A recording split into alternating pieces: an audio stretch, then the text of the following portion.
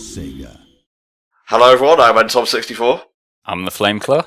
And I'm Ex-Gamer Richy. And welcome to the redo of the HellfireComms playthrough of Sonic and the Black Knight. We figured since this is... it's been 10 years since the original came out in March 2009 originally.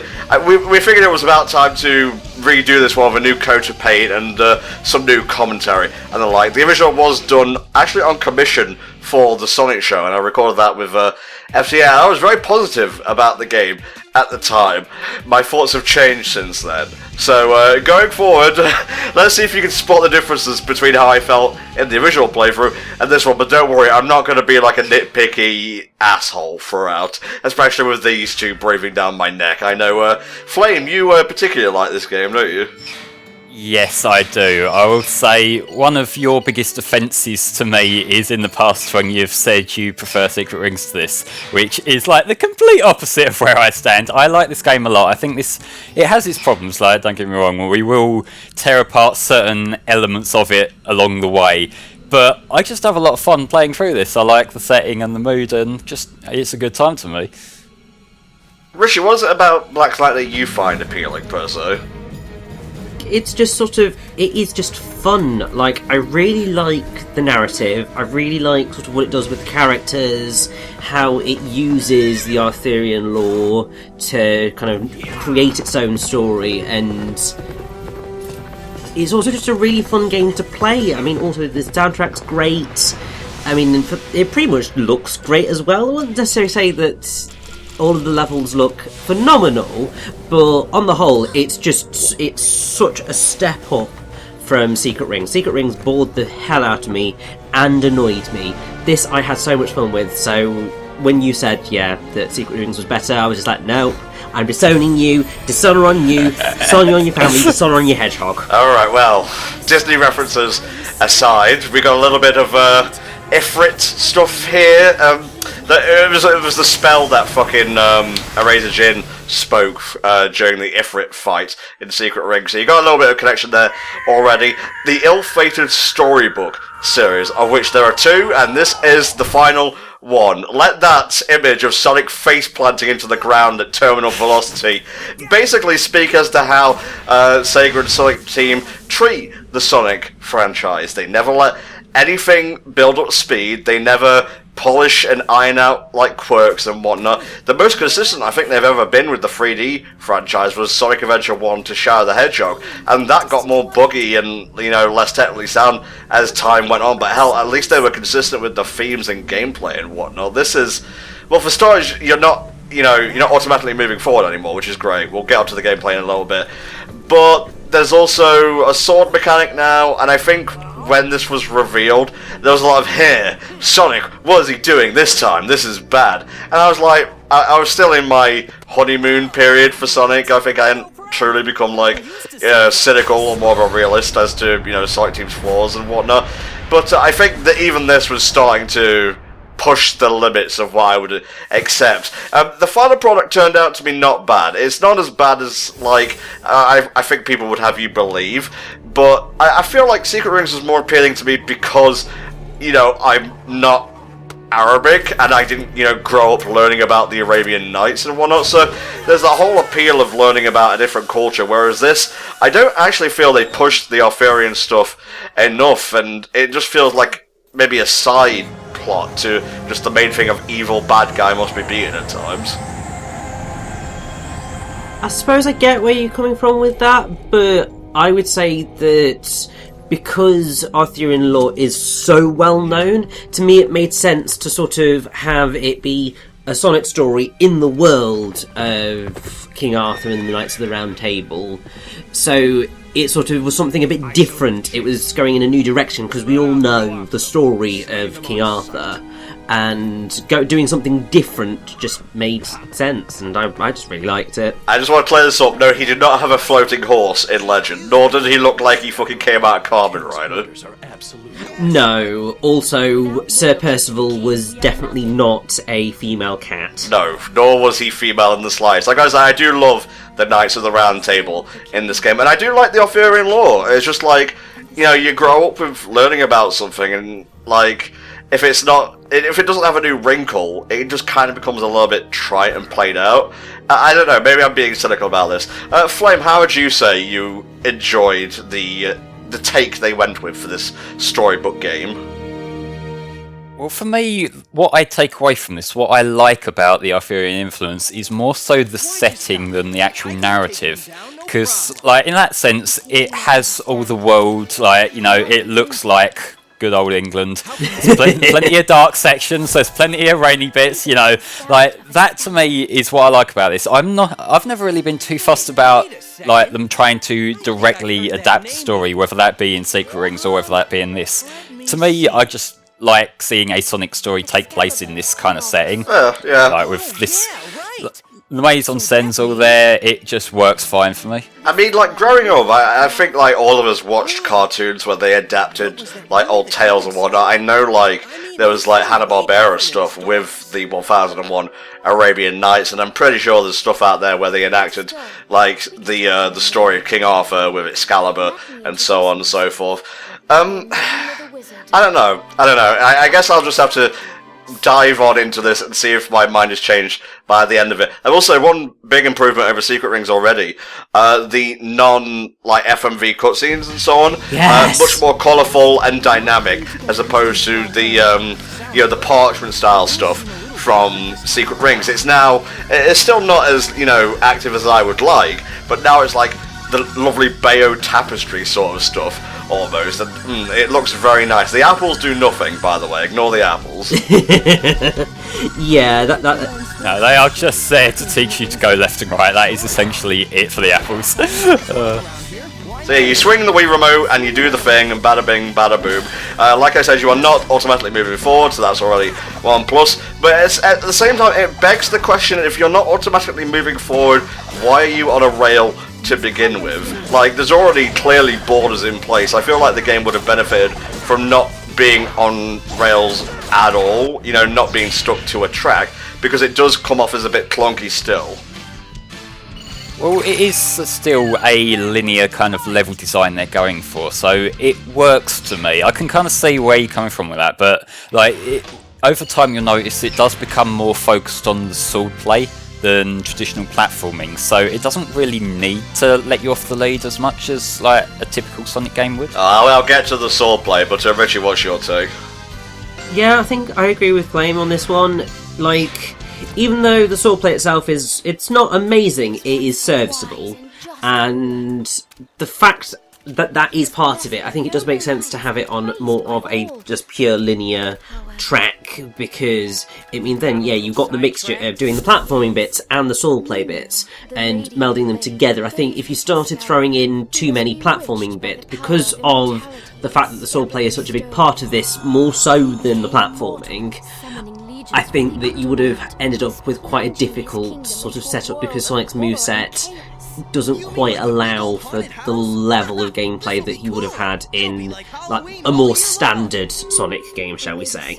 Yeah, I suppose so. The thing is that I don't think the swordplay went far enough, nor was it deep enough. Like, I think the biggest combo you ever get is like the buzzsaw spin, where you jump and swing the remote at the same time, which is satisfying as hell, don't get me wrong. I love doing that shit and like taking out a line of enemies. But I feel like if you're going to give Sonic a weapon, at least like have some sort of like, even if it's a tad milquetoast, have a combo system in place. I'm not looking for Devil May Cry or anything like that level of depth here, but something more besides just like swing and block. Because, I mean, trying to take out enemies normally is a slow and frustrating experience. Don't get me started on the clashes and whatnot, which, Flame, I'm sure you're going to do some high-level gameplay later on, and kudos to you. You have the patience to actually try and get that down pat, which I appreciate for playthroughs and whatnot, but me, not so much. I just feel like, again, if they took it off the track and you were able to move in like a limited 3D environment, maybe you could have some like distance factored in here to the gameplay, and like you could properly reflect projectiles and whatnot. Well, to me, like, I feel like there's an element of it revolving around the timing, which comes into play a lot more when you get the extra ability, which I know I'm jumping the gun a little bit, but when you get the Soul Surge and you get the mid-air sort of thing of swing the Wii remote at the right time, that makes it a lot more in depth, but I think this game's problem actually is, and I've been thinking about this for a little while now, is that it doesn't punish you for playing the game wrong. Like, a lot of people refer to this as a waggle game, and like, you can waggle your way through it, but you'll have a lot more fun if you try to play it properly. You know, I feel like it's kind of a hard thing to explain, because ultimately it's one of them that you get out of it what you put into it, which isn't necessarily how this kind of game should be laid out. But you know, I feel like I have a lot more fun with it because I did take the time to develop a bit of patience for timing attacks properly rather than just swinging it. I don't know how to explain this properly, but you know. Well, I think you've done a pretty good job on that one, to me anyway. I got where you're coming from. Yeah, so these earlier stages, it hasn't told you anything about timing yet, so this, if you just run forward, you're fine. But later on, you know, it will be a bit tedious if you're trying to waggle, but you can still waggle, which is kind of the problem. Well, let's go and fight a gigantic hellish dragon coming up right here. You gotta have a good strong boss to start with, and I gotta say, like, I'm not sure which I prefer, like Sand Oasis or what's this place called, Flame? Misty Castle? Misty Forest? Misty Lake. This is Misty Lake. There you go, I got it right eventually. But this is a strong opening for a Sonic game. Like, it's still got the green you'd expect from like Green Hill and so on. But instead of like Yamon's Sea, it's just like the ruins of an old one. And aesthetic-wise, I really dig it. And the music, we will have to give some attention to the OST later on, because this is one of the strongest ones of this era of Sonic, I think. Oh, definitely. Oh yeah, this soundtrack is absolutely fantastic, because they've got Crush 40 back for the main themes, and Jin's handling most of the level themes to my knowledge, and it just fits the look of the game perfectly. It's got the right instrumentation to complement it well. Let's see, we have Jun Sonoy, Yutaka Minobe, whoever that is, Richard Jacques, Howard Drossin, and Tommy Tallarico working on this alongside Crush 40. So, pretty good cast of composers here. Definitely. Pretty much fucking everyone, really. Yeah, even I'm on there. I wasn't expecting that. I never got paid for that credit. Motherfuckers. Maybe that's why I don't like Black Knight. Yeah, they've been ripping you off this whole time. Oh. There it is. Not Excalibur. No, that's the point though. I know everyone's made this observation already, but what basic bitch talk were we using up to this point? Very true. Yeah, Sonic just arrives and picks up a sword before even being told to use one. That's not exactly ludonarrative dissonance, but it makes me angry, and I'm going to write a comment on the internet about it. Even better, you're making a video fiction.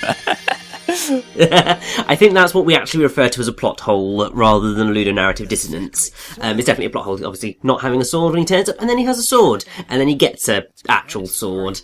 And yes, this sword is hilarious, and I love it. Yeah, Caliburn is, I wouldn't say he's like, I'm trying to think of a good companion character to compare him to. Chip immediately comes to mind, but I gotta remember that I like Chip. He's not necessarily liked throughout. I'll use a villainous example, Orbot, I guess. They both have similar levels of snark, but I like Caliburn a lot. I was surprised to learn that Caliburn is actually the name of a proper Arthurian legend sword. It's not just something they made up for the game. Well, actually, him being called Caliburn is basically a spoiler for what he actually is, because it's... do you want me to just say it? Because the game's been out for like 10 years. Who gives a shit? Go on, Richy. So Caliburn is basically just another name for Excalibur. There you go. And obviously Excalibur / Caliburn is the sword in the stone that's sometimes used in Arthurian legend. And also I love the fact that, we're just battling King Arthur. This is like the first major boss fight. So, yeah, like, this has been a very quick playthrough. Like, the fact that we've already taken down, the big bad that we're expecting, the Black Knight. And, like, it's only been, like, 14 minutes. I mean, I know they said this game was short, but bloody hell. Well, I gotta say... Yeah, the journalists were right all this time. Yeah, I gotta say, I was, like, setting off for the playthrough, and in my mind, I remember the story being 3 hours long. But when I, like, put all the videos together, it was only 2, so... Yeah, we're, like, almost a fifth done already. Just wait for it to glow and then like counter slash and whatnot, and bada bing, you're done. The horse ran away and then he just teleported back. What's the point? Yeah. I mean, I have to say, I think that the reason that it's probably shorter than you remember is because I think, Flame, did you not do some of the optional missions in this run? I should probably go through the structure of what we're going to be seeing here. So, for the first 5 parts, what we're doing is just the mandatory stuff, so just the story missions that you have to play through to advance the story. Okay. And that's just so that like it keeps it nice and tidy, and if anyone's following along as like a walkthrough, it shows you what you need to do. But then after we're done with the main story, I'm going to be showing off every single optional mission that's available in the game. Oh no! Because there are a lot of them. Yeah, and by a lot of them, I mean 59 of them. And yes, 59 did fuck with me a little bit because I was looking through a guide and thought I missed one. But no, it turned out the guide had actually split one of them across 2 pages, so that was fun. But yeah. Yeah, we're going to do, this is how the structure works. And you'll have a new part every day this week, Monday to Friday. Then, Richy, you're on holiday, I believe, aren't you? Well, we'll sort that out later, but yeah, I'm away for a week, so we'll figure it out. We might get it done next week, we might not, we'll see. The point is, next week, well, the week this goes up, you'll have the story, and then the week after Black Knight will go on break, as Flame and I do the story mode of Super Mario Maker 2, which is going to be fun. Looking forward to loading that up and fucking about with it. And then when Richy gets back, we'll do the last 5 parts, the second half of the playthrough, which is all the optional stuff. So yeah, it's all going to be fun.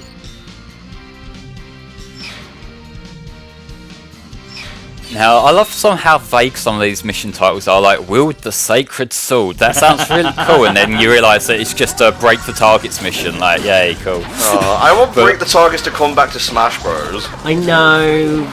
I never really played that, to be fair. God, you're so young and stupid.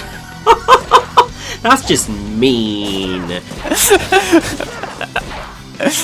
Yeah, come on, I record this playthrough for you, and then you insult my Smash Brothers taste. Fuck you. Well, you're on your own now. Oh, Jesus. I can't carry playthroughs on my own. I can't run channels on my own. I can't do anything on my own. Just made it. I can get 5 stars on my own, though. In that way, I'm superior, I suppose. It's a Break the Targets mission. Who gives a fuck about what stars I get? You acquired a new movie, though, so good for you. Also, I mean, the ranking system in this game is absolutely atrocious and makes no sense. And honestly, I still don't get how it works. But I will say, I really, really, really, really like this cutscene, if it's what the cutscene that I'm thinking it is. Blunt. Being in that rock for so long has taken its toll. You gotta go into a bit more depth there, Richy. You need to finish your thoughts, mate. You know how much that pisses me off when you don't.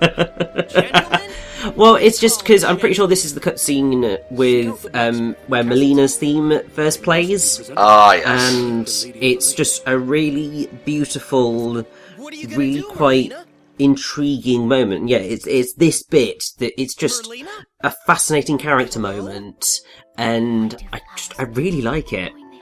We haven't actually addressed Merlina yet. She's kind of like the elephant character in the room, so to speak. But she's basically the Shara of the game. Like, if there was like a comparison I could make, yeah, it would be Shara.